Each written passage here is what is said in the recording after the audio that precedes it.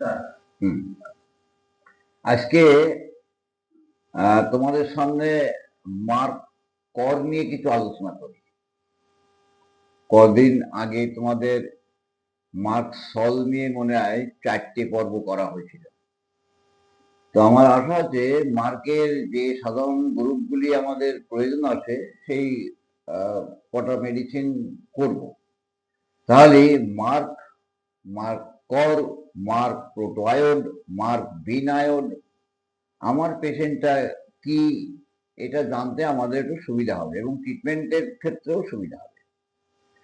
Mark কর antipsoric এবং antisyphilitic remedy, antipsoric এবং অ্যান্টিসিফিলিটিক রেমেডি, তবে খুব গভীর ক্রিয় এবং দীর্ঘক্রিয় নয়, এটা খেয়াল রাখতে হবে। মার্ক করের রোগগুলি কিন্তু হঠাৎ আক্রমণ করে, মার্ক করের রোগগুলি হঠাৎ আক্রমণ করে এবং একটা প্রচন্ড দ্রুত গতিতে রোগের বৃদ্ধিটা হয়। কি হয়?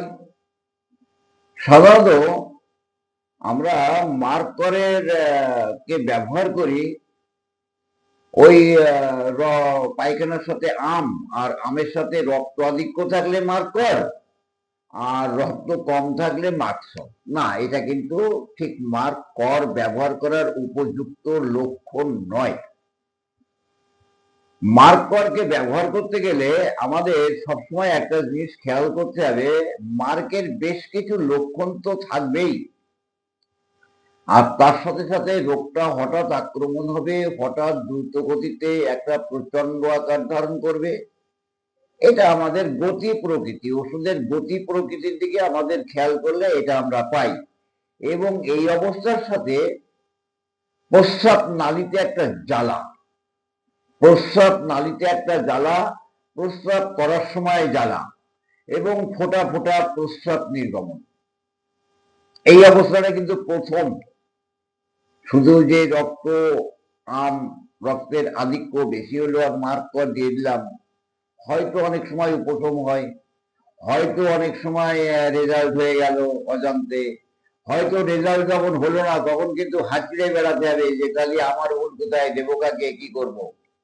রুগী আমাদের হাত ছাড়া হয়ে যাবে এবং অন্য প্যাটিতে চলে যাবে। তাহলে এর লক্ষণ কিন্তু মূত্র নালীতে জ্বালা, প্রস্রাবে জ্বালা, ফোঁটা ফোঁটা প্রস্রাব নির্গমন, তবেই মার্ক করের একটা প্রকৃত ক্ষেত্র। ইহার আরোগ্য গতি খুব দ্রুত, যেমন রোগের গতি দ্রুত, হঠাৎ আক্রমণ করে, হঠাৎ একটা প্রচন্ড আকার ধারণ করে। তাই মার্ক করের আরোগ্য গতিও কিন্তু খুব দ্রুত। হ্যাঁ, ইহা অন্যান্য রোগের ক্ষেত্রে ব্যবহার হলেও রক্তমাংসের ক্ষেত্রে ইহার ব্যবহার খুব বেশি, রক্তমাংসের ক্ষেত্রে ব্যবহার বেশি। কিন্তু রক্তমাংসের সাথে যদি প্রস্রাব লক্ষণের কিছু বিন্দু মাত্র না থাকে, তাহলে সঠিক যেটা আদর্শ নির্বাচন, সেই আদর্শ নির্বাচন হলো না, এটা আমাদের কিন্তু বুঝতে হবে। আমাদের হয়তো দ্রুত ট্রিটমেন্টের জন্য বা প্রচুর রুগী আছে, তাদেরকে অত কথা জিজ্ঞাসা করার সময় নেই। ডাক্তারবাবু মশা হয়েছে, সকাল ধরে প্রচন্ড আম পড়ছে, আর তার সাথে সাথে তাজা তাজা রক্তের ভাগ বেশি, হ্যাঁ তোর মার্ক কর, রক্তের ভাগ কম, তোর মার্ক সল। না, এটাই কিন্তু কথা না। আমরা যদি রেপার্টারি খুলে দেখি তাহলে এইরকম আমশা এবং আমশার সাথে রক্ত নির্গমন বা প্রচুর রক্ত নির্গমন আমাদের অনেক মেডিসিন আছে। তাহলে আমরা ঝপ করে কেন বা এইরকম ধরনের একটা অ্যান্টিসোরিক, অ্যান্টিসিফিলিটিক অর্থাৎ পারদঘটিত ওষুধ আমি তাকে খাইয়ে দেব? এটা কিন্তু আমাদের খেয়াল রাখতে হবে। তাহলে আমরা কি পেলাম? এই রোগের মুখও ক্ষত হয়, গলার মধ্যে ক্ষত হয়, যাকে অ্যাপথিয়া বলা হয়, বা অনেক সময় আমাদের যেটা স্টোমাটাইটিস, মুখের মধ্যে ক্ষত হয়, সেখানেও কিন্তু আমরা মার্ক কর ব্যবহার করতে পারি। এইবার মার্ক কর ব্যবহার করতে গেলে আমাদের কিন্তু ওই কথাটা কিন্তু একটু মনে রাখতে হবে। আমাদের কিন্তু পুরুষদের ক্ষেত্রে অনেক সময় সিফিলিসের সেন্টারে আমরা অনেক সময় ব্যবহার করলেও করতে পারি। গনোরিয়া যেখানে পুরাতন হয়ে গেছে, গনোরিয়ার পুঁজ যেখানে একটু সবুজ হয়ে গেছে, সেখানেও কিন্তু আমরা মার্কারের কথা মনে করতে পারি। মুদা, ময়রসু দয়াকা মুদা বা থাইমোসিস, সেখানে কিন্তু আমরা মার্ক সল, মার্ক কর, সিনাবেরিস, এই জাতীয় মেডিসিনগুলি কিন্তু আমাদের একটা ব্যবহারের ক্ষেত্র আছে।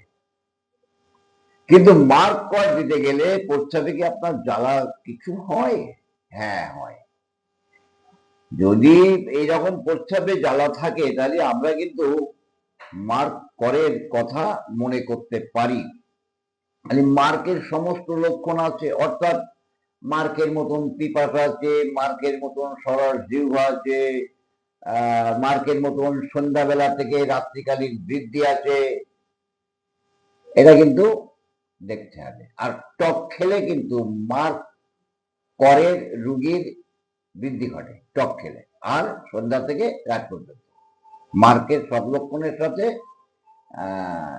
যদি হঠাৎ আক্রমণ থাকে, প্রস্রাবে জ্বালা থাকে, বা এর ক্ষতকারিত্ব স্বভাব কিন্তু বেশি, ক্ষতকারিত্ব স্বভাব বেশি।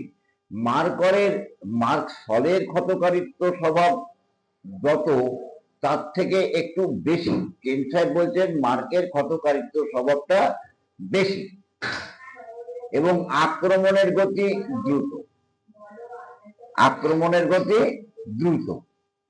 তাহলে মুখের মধ্যে ক্ষত হোক আর পায়খানার সাথে রক্ত পড়ুক, আমাশয়, কুণ্ঠন, প্রচন্ড একটা কুণ্ঠন থাকে, আমাশয় বারবার মলবেগ, আমাশয় মানে একটু বারবার মলবেগ হয়, রক্তের আধিক্যযুক্ত মলত্যাগের সময় প্রচন্ড কুণ্ঠন, মলত্যাগের পরেও শান্তি হয় না, কারণ তখনও মলবেগ থাকে।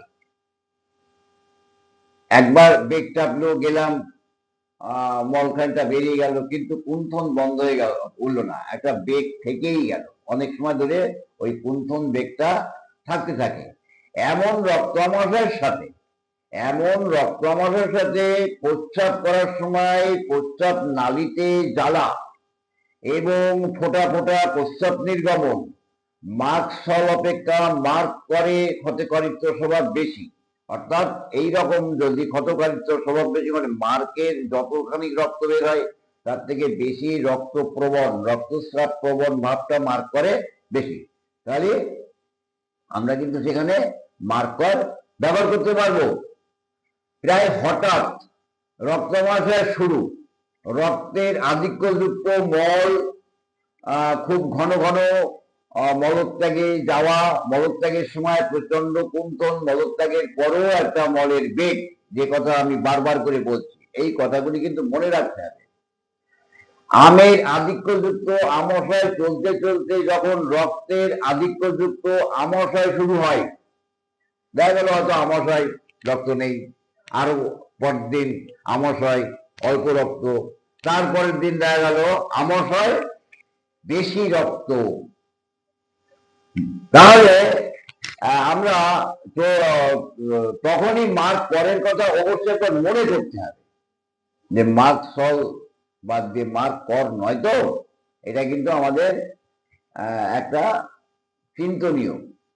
এবার দেখো, তোমরা যদি, আমি ওষুধ প্রুভিংটা পড়াচ্ছি, ওষুধ প্রুভিং এর ক্ষেত্রে দেখা যায় সবাই কিন্তু সমান লক্ষণ পূর্বাররাও প্রকাশ করেনি। এইবার অনেক সময় রুগীদের মধ্যেও কিন্তু আমাদের সবসময় পূর্ণাঙ্গ লক্ষণ যে পাওয়া যাবে এমন কোনো কথা নয়। দেখা গেল মার্কের পিপাসা, মার্কের জিহ্বা, মার্কের রাত্রে বৃদ্ধি, হয়তো প্রস্রাবে জ্বালাটা সে বলতে পারছে না বা তেমন এখনো প্রকাশ পায়নি, কত দিন হয়ে গেছে, না, আমরা তখনও কিন্তু মার্কারের কথা একবার চিন্তা করতে পারি। তাহলে এইভাবে কিন্তু আমাদের মার্কারকে মনে রাখতে হবে, তখনই মার্কারের কথা অবশ্যই মনে করতে হয়।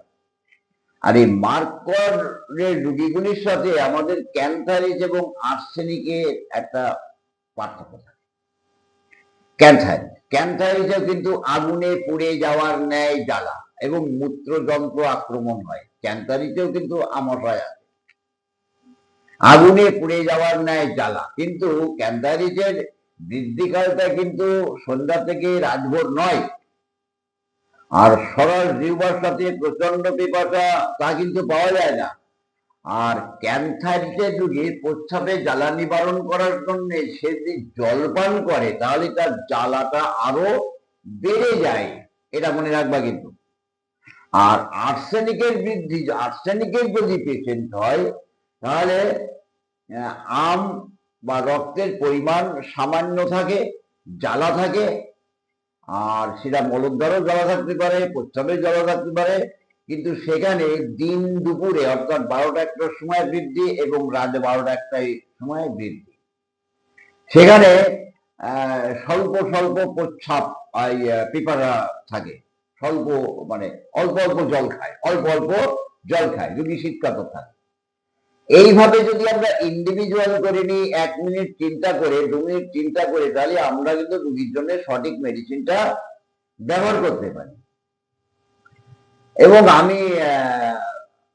আমি বলবো না, আমাদের ঊর্ধ্বতন যে সমস্ত ডাক্তারবাবুদের মেডিকা ফলো করি, যাদের জ্ঞান গরিমাগুলি আমরা অনুসরণ করি, তারা বলছেন ধাতুগত রোগ বা খুব ক্রনিক ডিজিজের ক্ষেত্রে আমাদের মার্কর খুব কম ব্যবহার হয় না বললেই চলে।